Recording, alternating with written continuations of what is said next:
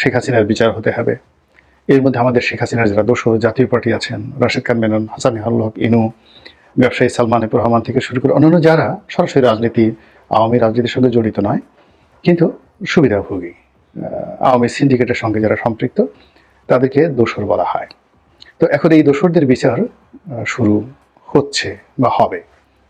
এখন এগুলো করার জন্য একটি আদালত, যেটা আওয়ামী লীগ জমানাতে করা হয়েছিল, আইসিটি কোর্ট, ইন্টারন্যাশনাল অপরাধ ট্রাইব্যুনাল, এখন এখানে সব মামলা দেওয়া হচ্ছে। এর বাইরে থানাগুলোতে অনেক মামলা হয়েছে, যেগুলোকে গণ মামলা বলা যেতে পারে, এবং এরকম মামলা কয়েক হাজার হয়েছে আমি বলতে পারবো না, তবে সব মামলাতেই 20 জন 30 জন নয়, 300, 400, 500, 1000 জন লোকের নাম উল্লেখ করার পরেও তাদের রাগ কমেনি। কোনো কোনো মামলায় এরপর আরও 2-3 হাজারকে অজ্ঞাত আসামি করা হয়েছে। এবং এই মামলাগুলো অন্য সময় যা হয় থানা পুলিশ করতো আওয়ামী লীগ জমানাতে, কিন্তু এবার দেখা গেল যে প্রাইভেট পার্টি পক্ষ জোগাড় করে আনা হয়েছে। এবং এ সকল মামলায় সারা দেশ এখন ক্লান্ত, বিপর্যস্ত, এবং সরকারি কর্তারা রীতিমতো গলদঘর্ম। এই কারণে গলদঘর্ম, ধরুন সাভার থানার কথাই বলি, এই থানার বেশ কয়েকটি মামলা বা আশুলিয়া থানার বেশ কয়েকটি মামলার বিষয়ে আমি হ্যান্ডেল করেছি। অর্থাৎ যারা ভুক্তভোগী নিরপরাধ লোক, তাদেরকে যখন মামলায় জড়ানো হলো, যেহেতু আমার এলাকাতে ব্যবসা বাণিজ্য আছে, অনেকে আমার কাছে এসেছে। তো আমি যখন বাদীদের সঙ্গে কথা বললাম, তো তারা বললো যে আমরা তো এই ধরনের করে মামলা করার কথা জানি না। একজন লোক এসে, প্রভাবশালী একজন লোক এসে আমাদের বললো স্বাক্ষর করার জন্য, আমরা স্বাক্ষর করে দিয়েছি। মুখে যদি বলে আমরা তো না করে পারি না, এই পর্যন্ত। তারপর যখন আমি থানাকে বললাম, থানা বললো যে স্যার আপনি তো জানেন কিছু করার নেই। আচ্ছা, একটু এসপি সাহেবের সাথে কথা বলেন। বললাম এসপি সাহেবের সাথে কথা।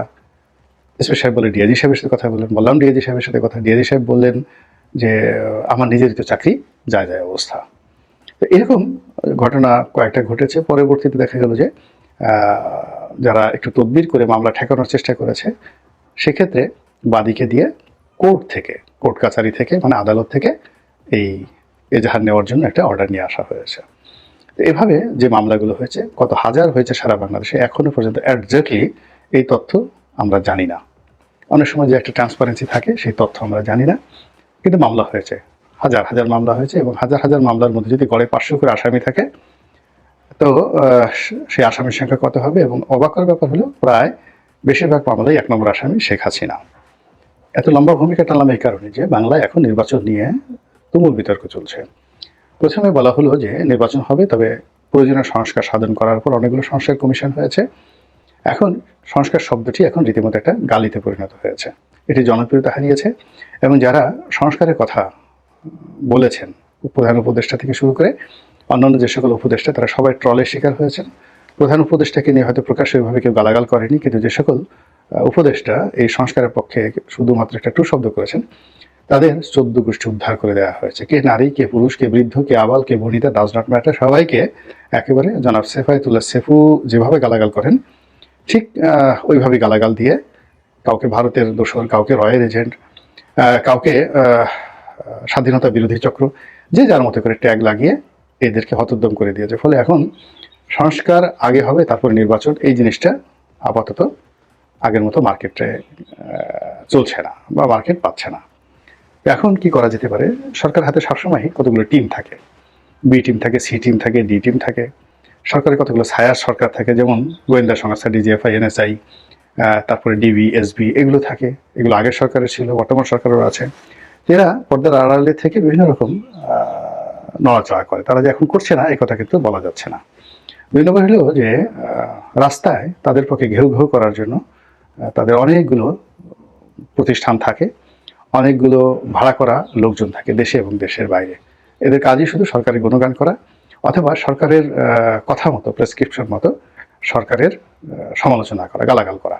অনেক দেখবেন যে সাধারণ মানুষ, যেখানে সে তার প্রতিবেশী একজন সাধারণ লোকের সাথে সে ঝগড়া করতে গিয়ে 10 বার সে জ্ঞান হারায়, কিংবা যে লোক তার ইউনিয়নের চেয়ারম্যানের হাতে গিয়ে মার খায়, মেম্বার তো দূরের কথা, চৌকিদারের হাতে গিয়ে মার খায়, তো সেই লোক ঢাকা শহরে প্রেস ক্লাবের সামনে এসে যখন ডক্টর ইউনূসকে গদি থেকে নামানোর জন্য হুঙ্কার দেয়, খালেদা জিয়াকে আবার জেলে পাঠানোর ব্যাপারে খোঁটা দেয়, আর ডক্টর মোহাম্মদ ইউনূসকে টেনে হিসেবে নামানোর হুমকি দেয়, আর বলে শেখ হাসিনাকে নামিয়েছে, তখন আপনি বুঝতে পারবেন যে এখানে এই কথাগুলো শিখিয়ে দেওয়া হয়েছে এবং এই কথাগুলো বলার জন্য যথেষ্ট নিরাপত্তা তাদেরকে দেওয়া হয়েছে এবং এই কথা বলার জন্য তারা যথেষ্ট পরিমাণ অর্থবৃত্তি পেয়েছে।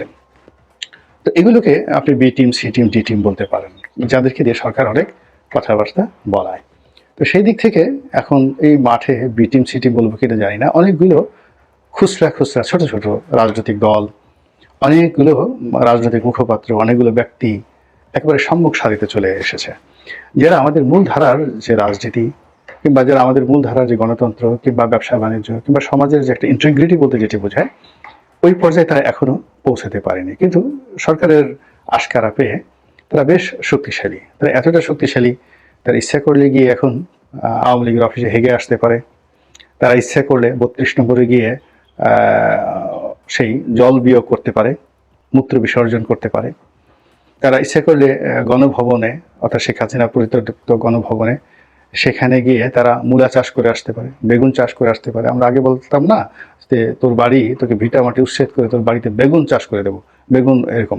এখন শেখ হাসিনাকে উচ্ছেদ করে তার বাড়িতে এখন বেগুন চাষ করে দিয়ে আসতে পারে। এরকম অনেক শক্তিধর লোকের সৃষ্টি হয়েছে, যারা মূলত সরকারের মদতপুষ্ট। এরা সব কাজ করতে পারে। তারা কোরআনে তাফসীর করতে পারে, তারা গীতার ব্যাখ্যা করতে পারে, তারা সংস্কৃত ভাষা জানে, তারা ইংরেজি ভাষা জানে। অর্থাৎ তারা যা কিছুই বলেন না কেন, প্রতিটি জিনিসই সঙ্গে সঙ্গে অমৃত হয়ে যায় সরকারের মধু এবং মেওয়ার কারণে। তো এরকম অসংখ্য মানুষের মধ্যে আমরা সত্যিকার অর্থে আপন মানুষ কারা, সত্যিকার মানুষ কারা এবং কাদের কথায় দেশ চলছে, এই জিনিসটা আমরা বুঝতে পারছি না। যখন আওয়ামী লীগ ছিল তখন মনে হতো শেখ হাসিনার কথায় দেশ চলে, শেখ হাসিনা ছাড়া কেউ দায়ী না। শেখ হাসিনা হাসতে বললে ওবায়দুল কাদের হাসেন, শেখ হাসিনা কাঁদতে বললে ওবায়দুল কাদের কাঁদেন। বিএনপির জমানাতে একই মনে হতো যে বেগম জিয়া যা বলেন তাই হয়, আর হাওয়া ভবন থেকে জনাব তারেক রহমান সাহেব যা বলেন তাই হয়। এই দুটো ভবনের বাইরে তেমন কিছু হয় না। কিন্তু শেখ হাসিনার জমানাতে আবার ওই ডুয়েল কখনো কোনো কিছু হয় নাই। সবই ভালো হোক মন্দ হোক তার নিজের টেবিল থেকে হয়েছে, নিজের মনমস্তিষ্কৃত হয়েছে। কিন্তু এখন সমস্যা হলো যে বর্তমান জমানাতে রাষ্ট্র কার কথায় চলছে, দেশ কার কথায় চলছে, প্রশাসন কিভাবে চলছে এবং কারা কারা এই ঘটনার সাথে জড়িত আমরা বলতে পারছি না। এখন একটা কালেকটিভ সমাজ, কালেকটিভ রাষ্ট্র হয়ে গেছে এবং এই কালেকটিভনেসের মধ্যে যারা নেতৃত্বে আছে আমরা তাদেরকে আসলে দেখতে পাচ্ছি না। এটা হলো বাস্তবতা। তো এইরকম যাদেরকে দেখা যাচ্ছে না কিন্তু সরকার খুব যথেষ্ট প্রভাবশালী এবং সরকারের খুবই ঘনিষ্ঠ, তারা এখন B team, C team, D team না এ টিম, এটি সরকার ভালো বলতে পারবে, তারা বলতে পারবে। এখন তাদের বক্তব্য হলো যে শেখ হাসিনার বিচার না করে ইলেকশন হবে না, প্রতিহত করা হবে এবং দরকার হলে ইউনূসের বাসায় ঘেরাও করা হবে এবং তাকে গদি থেকে টেনে হেসড়ে নামানো হবে। বোঝার চেষ্টা করুন, মানে তারা যদি সরকারি বি টিম, সি টিম হয়ে থাকে এবং তারা যদি ডক্টর ইউনূসের গদি থেকে নামানোর হুমকি দেন, তার বাসায় ঘেরাও করার হুমকি দেন, তাহলে বুঝতে হবে যেখানে ডাল মেকুস কেলায় হয়। এই জিনিসগুলো হচ্ছে এবং এর মূল বিষয়টা হলো নির্বাচনের বিতর্ক। এখন যারা ক্ষমতা আছেন, আমাদের একজন সিনিয়র রাজনীতিবিদ, একসময় কিংবদন্তির ছাত্রনেতা ছিলেন ফজলুর রহমান, ছাত্রলীগের সভাপতি ছিলেন, এখন বিএনপিতে উপদেষ্টা মণ্ডলীর সদস্য। অসাধারণ যুক্তি নিয়ে তিনি কথা বলেন, সাহসিকতা নিয়ে। তিনি বলছেন যে ক্ষমতার যে চেয়ারটি এটি তুলতুলে নরম, তুলতুলে নরম। এখানে বসলেই একটা আবেশ এসে যায় শরীরে, মনে হয় ঘুমিয়ে পড়ি, মনে হয় সারাদিন শুধু এই সিংহাসনে বসে থাকি, এখান থেকে আর যেতে ইচ্ছা করে না। তো এই কারণে এই ক্ষমতার তুলতুলে চেয়ারে বসে তারা নানা রকম বাহানা শুরু করেছে। এটা করব, সংস্কার করব, তো পরে ওটা করব, তারপরে শেষে এই মাসে হবে। মানে ওই যে ভূপেন হাজারিকার একটা বিখ্যাত গান, সে বিয়ে করবে না, এখন বর্ষাকালে বিয়ে করবে না এই কারণে, বসন্তকালে বিয়ে করবে না এই কারণে, কার্তিক মাসে বিয়ে করবে না এই কারণে। এর মূল কারণে তার বিয়ে করার কোনো ইচ্ছা নেই। তো এখন সরকার, এখন যারা আছে তাদের ওই তুলতুলে গদিময়, আবেশময়, যেখানে বসলেই ঘুম এসে যায়, এইরকম ক্ষমতার যে চেয়ার, সেই চেয়ারের যে আকর্ষণ, সেই আকর্ষণে তারা এতটা বিমোহিত যে এই মায়া তারা ত্যাগ করতে পারছে না। এই মায়ার জন্য শেখ হাসিনা সেই 15টা বছর সারাটা বাংলার 18 কোটি মানুষকে তছনছ করে ছেড়ে দিয়েছে। তো সেই মমতা তারা ছাড়তে পারছে না বলে ফজলুর রহমান সাহেব তার বক্তব্য দিয়েছেন, এটা আমার বক্তব্য নয়। তো আমি যেটা বলছিলাম যে এই যে এখন শেখ হাসিনার বিচার হবে, তারপর ইলেকশন হবে, তারপরে অথবা ইলেকশন আগে হবে, ইলেকশন আগে হবে, শেখ হাসিনার বিচার পরে হবে, এটা এক পক্ষ বলছে। এখন এই দুটো পক্ষকে আপনি পরস্পর দাঁড়িয়ে যেভাবেই সমালোচনা করেন না কেন, আলোচনা করেন না কেন, এটার যে একটা কনক্লুশন, এই কনক্লুশনটা হলো যে সবাই ক্ষমতায় যেতে চায়, আর সবাই যারা আছেন ক্ষমতায় থাকতে চান। আর সেই ক্ষমতায় থাকা এবং না থাকার মধ্যে কখনো সংস্কার বা কখনো শেখ হাসিনার বিচার যেভাবে আনা হয়েছে, তাতে করে ক্ষমতায়ও থাকা হবে না, ক্ষমতায়ও আসা হবে না, আর বিচার যেভাবে বলছেন সেই বিচার সেভাবে করাও হবে না। এর কারণ হলো, যখন একটা রশি 3 থেকে 4 দিক থেকে টানাটানি শুরু হয়ে যায়, তখন সেই রশিটি ছিঁড়ে যায়।